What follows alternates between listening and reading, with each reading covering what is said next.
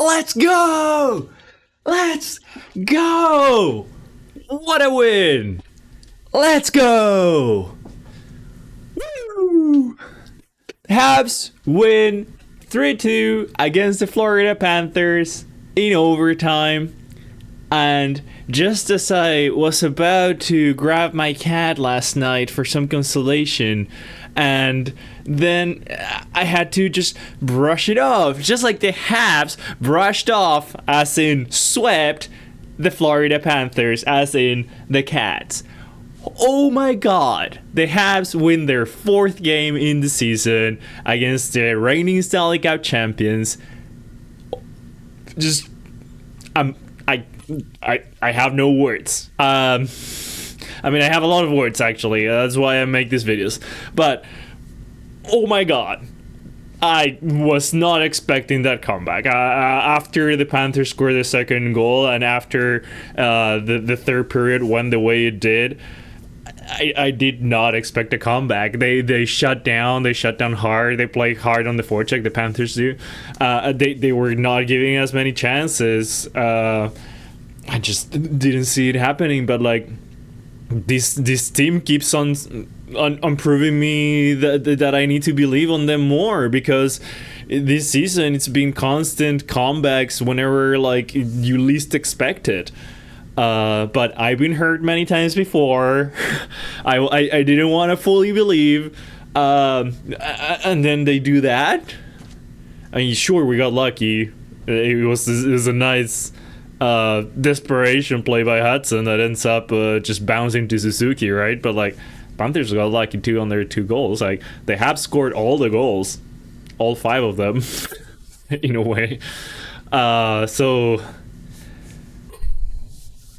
massive 2 points that we needed for that playoff race, because Suzuki wants playoffs. I watched the interview after the game. He wants playoffs. I watched the interview of Hudson after the first period. He wants playoffs. I heard the Bell Center.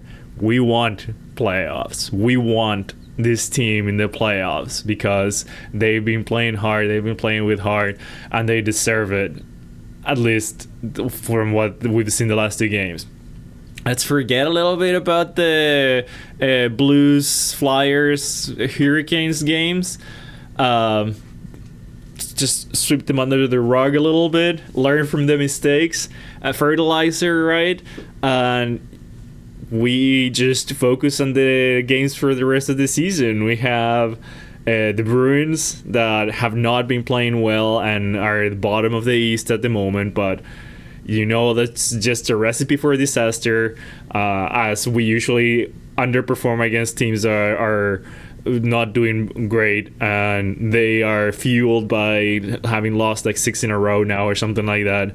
So I'm sure they want to play spoiler for the Habs on Thursday. So that's gonna be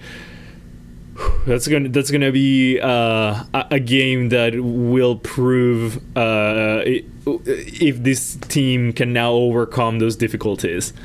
And then we have, I think it's the Flyers, and then Nashville. So there are a bunch of games that we need to win, that we need to secure a win, that in theory we are the expected team to win.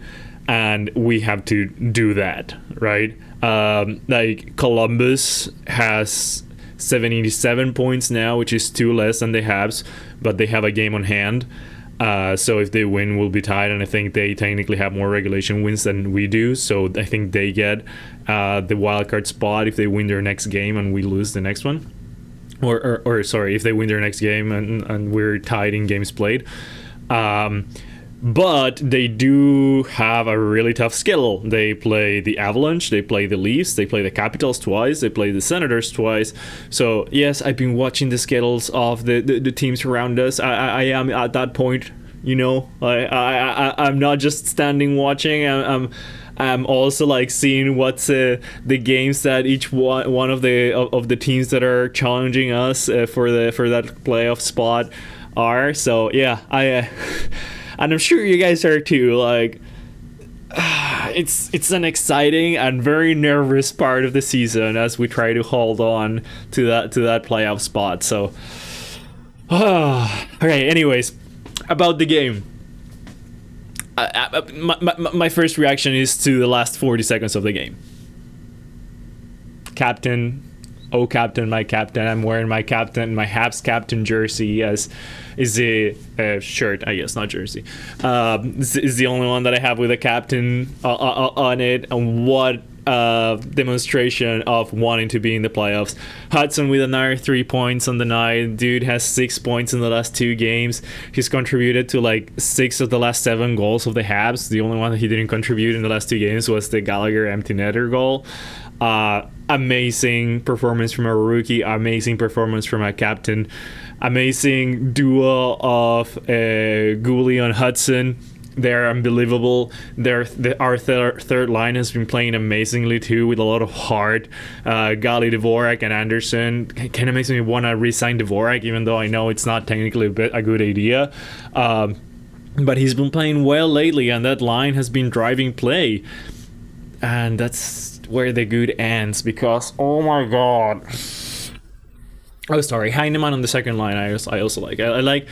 I don't like how the second line has been playing overall, but I do like the fit of Heinemann in there.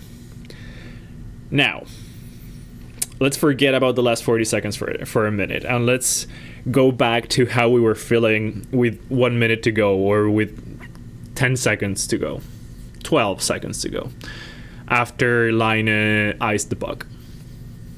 Let's put a stop. Let's put a stop right there and talk about the game before that point, because after that point, obviously Suzuki scores and blah blah, and we're all happy, we're all excited, the 2 points and everything that I just said. But now there are 59 minutes and 40 seconds before that where the team played, and they didn't play the best hockey that they can play. So we start great. Anderson scores on a massive redirect as he gets positioned in front of the net. Gooley shoots it after Hudson moves it fast. Gallagher on the forecheck goes to Hudson. He moves it fast, goes to Gooley. Gooley to the net. Anderson, massive redirect. Anderson gets rewarded. He's been playing hard. He's been playing a lot better. Like, think of the Anderson from last year and how depressed he was from his lack of good play. He hasn't been getting the same amount of points that he used to get back in the day when he was like driving play a lot more, but he's been crucial to this team, right? So he gets rewarded. Amazing. Okay. Unlucky bounce. It bounces off Evan's stick and we're tied. And then the second period, it's fairly back and forth. The Panthers start getting the best of us. They have more shots on goal, which I know it's usually not a good indicator, but with the team playing against a team like the Panthers, where they play like us, or we try to play like them, honestly, where you only take the shots that you think are the shots that are gonna go in. They don't take a massive amount of shots. They take the dangerous shots. So whenever they were putting a lot more shots on net than we were, they were getting more chances. And Montembeault was actually great. The 2 goals that went in were unlucky bounces, like I said.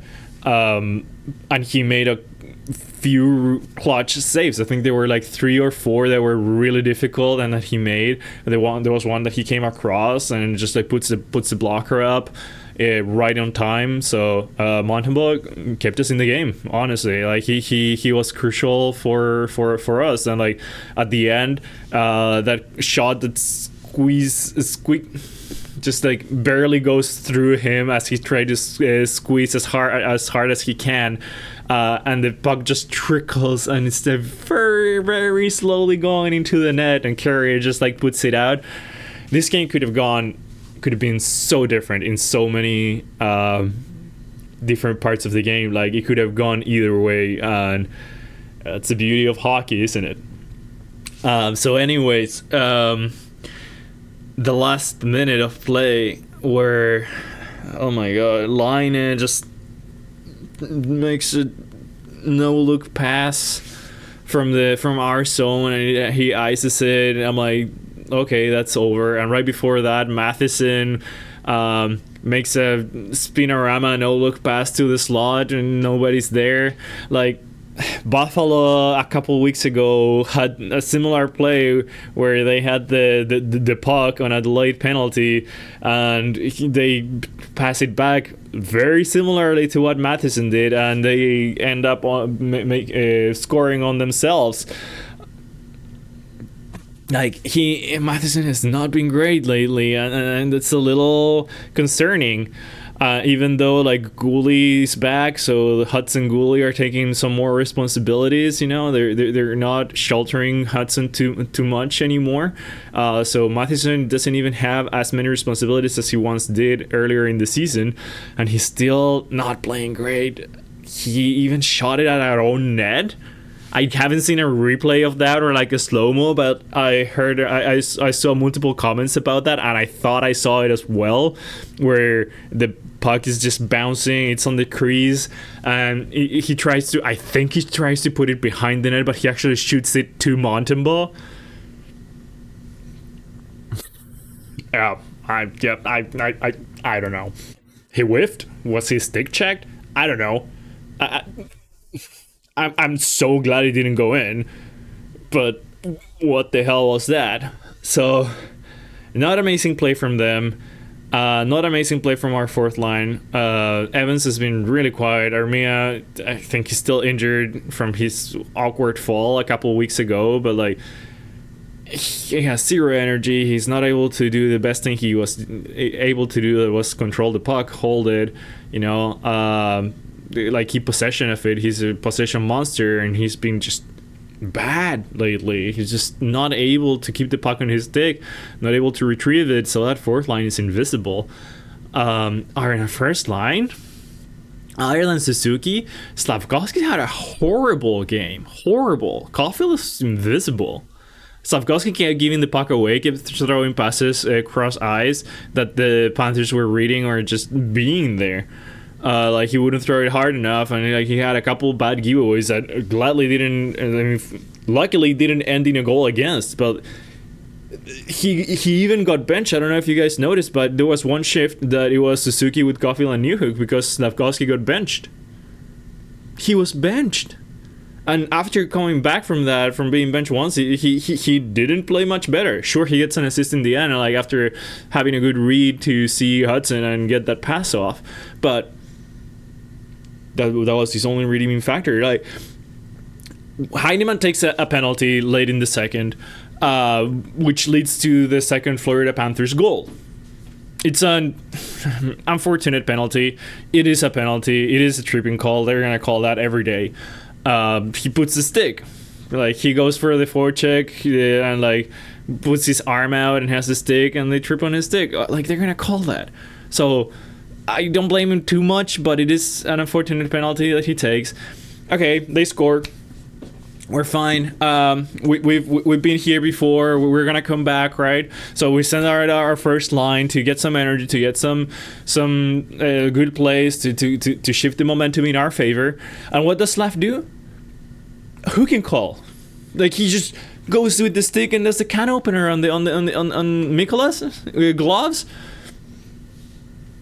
Like, if you want revenge from this lap shot from the other day, like, that's not it. That's not it.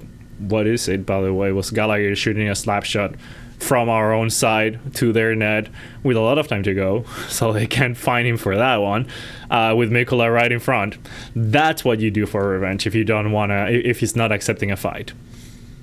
Okay, anyways, close parenthesis.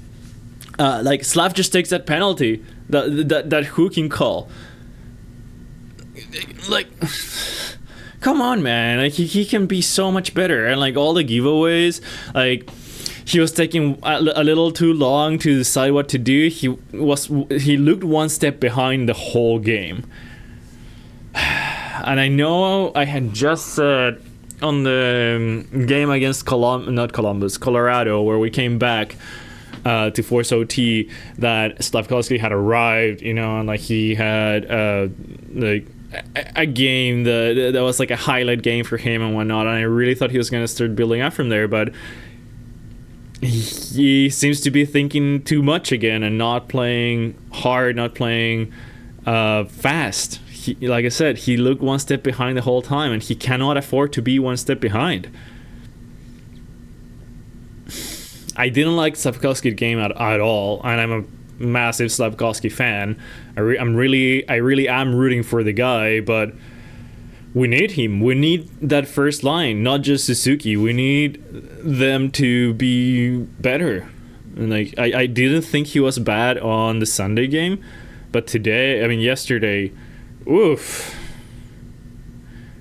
I saw more comments on Caulfield also being really bad. I didn't see it personally, I also didn't notice him. I did see obviously the pass of Suzuki to the slot of Caulfield alone, and he just puts it on the goalie's crest, like just on the chest, when usually he snipes that top shelf, you know?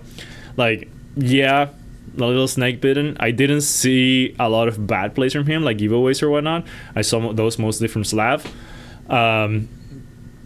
But yeah, also Caulfield has been snake bitten or just not producing too much. So gladly and thankfully, Suzuki and Hudson are able to carry the weight, but yeah, they need to pick it up. Okay, silver linings. It's nice that when those two guys, Caulfield and Slafkovsky, and add Matheson in there, when they're not playing well, that there's enough talent in this team that both Suzuki, Caulfield, Hudson, I keep adding Suzuki, Caulfield, sorry, that Suzuki, Hudson, goalie, and adding the third line, you know, Dvorak, Gallagher, Anderson, that since they're playing well, they can carry the bad plays of Caulfield, Slafkovsky, and Matheson. So that's really nice that now when we have these players that usually produce and are really good for our team are not playing their best, we have enough talent in other places that they can balance out, right? Before, like last year, if Slafkovsky and Caulfield were not producing, we had nothing. That was it, right? So that's nice in a way, but with 8 games left now, you want them to show their best, right? You want them to fight hard for the playoff spot. So I really do wish that they bring their effort against the Bruins, because they're gonna come in hard. You know that. You know they're at the bottom of the league, like I said, and they're gonna come in trying to play spoiler. And we've lost 2 games against them this season already. I don't want to get swept by them. It would be really nice to beat them now that they're down. Sorry, that's how it goes. So yeah, we need those players to show up again. Anyways, what other comments did I have about the Mikola incident? Of course he scores. Of course he scores. Like. You were expecting a fight. Jack-Eye doesn't get in, so we prioritize the win over the fight, over the revenge arc, which is understandable. We need every single point, and those were massive 2 points that we got to give us a little gap. So understandable. I do think I do like Jack-Eye, and I do think he will be part of the long-term plan of the Habs.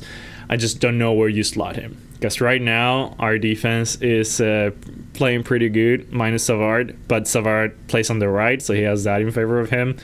You can't put Jack-Eye on the right, but we need his physicality, and when he plays good defense, he's a good defensive player. He makes a big mistake on the Hurricanes game, going for the hit instead of the defensive play, and I'm sure that's what's costing him now.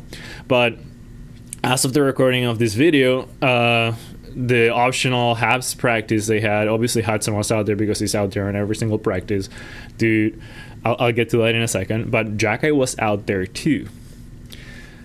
I was just saying how Hudson, he is always practicing. Every time he gets a chance, he practices, and I'm really hoping that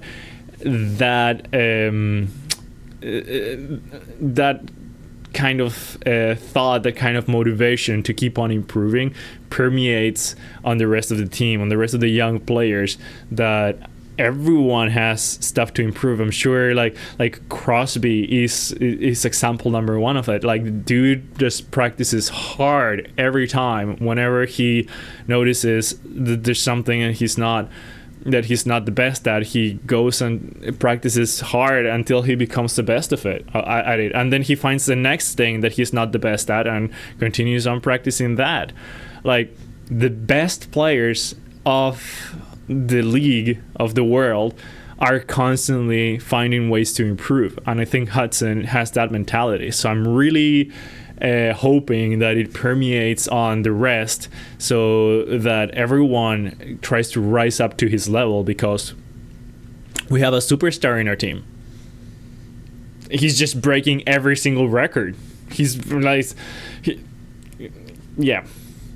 He has 8 games, and I think can put himself like top 3, top 5 for sure in the rookie defenseman scoring in the history of the league. When you're comparing this to stars, legends of the game that played in the 80s with teams that had like multiple 100+ goal scorers, and Hudson is doing this in this era with a team that has Suzuki that sets up a new record, a new highest point for himself at 79. He's now, but like that's the top scorer, and Hudson is competing with these guys from the 80s that had multiple 100-point players in their team. Superstar caliber, that's for sure. So I know superstars have impacts on the team, and some impacts are visible for us fans, that obviously we can see him making the plays and all that, and there's impacts that we don't see as fans, that are in the team mentality, in the team, in how hard they practice and all that. So this is just a massive impact player that we have, and we're here to enjoy it. This is his first year, his rookie year. He's only gonna keep on improving, and the hype is massive. Anyways, I've been yapping for a while. Really excited, obviously, for the win. Hopefully we keep on building the gap. Like I said, we have 3 very winnable games coming up now. We need to win every single one. We need to secure that spot. The boys deserve it. We fans deserve it. We want it. The league wants it. I saw in the hockey subreddit on the, like, a couple posts for the Suzuki goals, how Maple Leafs fans want the Habs to participate because in the playoffs, because it just makes the league better when the Habs are better. Everyone wants us there. Let's get it. So don't forget to leave all your feedback. I'll agree with the bad. I read all the comments I've gotten, and I'll see you after the Thursday game against the Bruins. Go Habs go!